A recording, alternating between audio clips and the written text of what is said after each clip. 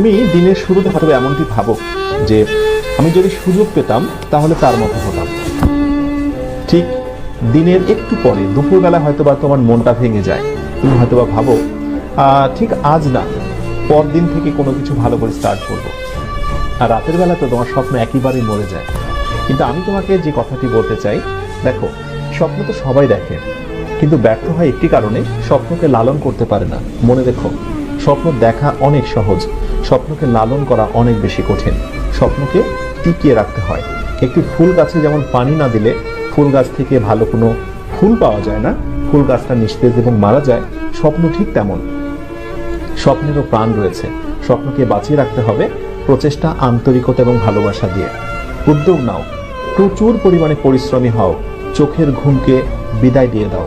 প্রতিদিন 6 ঘন্টার উপরে ঘুমিও না। খুব কাজ ছাড়া অকাজে গোসিপিং করো না। নিজেকে নিয়ে একটু সময় দাও। ফাঁকা সময় পেলে একটু নিজেকে সময় দাও। নিজেকে নিয়ে চিন্তা করো, আনন্দে গা ভাসিয়ে দিও না।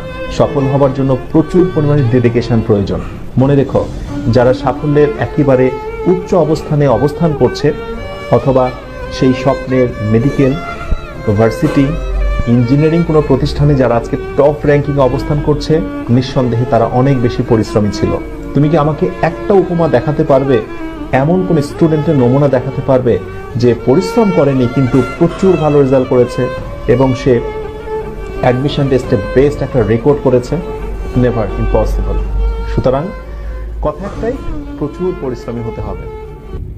পরিশ্রম করতে শেখো। তোমরা আগেই কোনো কিছু পেতে শেখো না।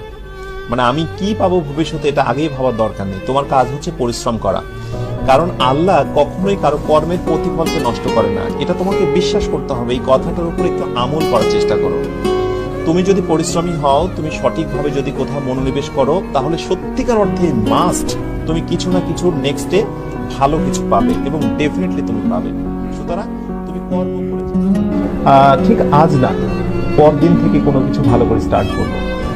আর রাতের বেলা তো তোমার স্বপ্ন একেবারেই মরে যায়। কিন্তু আমি তোমাকে যে কথাটি বলতে চাই, দেখো, স্বপ্ন তো সবাই দেখে, কিন্তু ব্যর্থ হয় একটি কারণে, স্বপ্নকে লালন করতে পারে না। মনে রেখো, স্বপ্ন দেখা অনেক সহজ, স্বপ্নকে লালন করা অনেক বেশি কঠিন।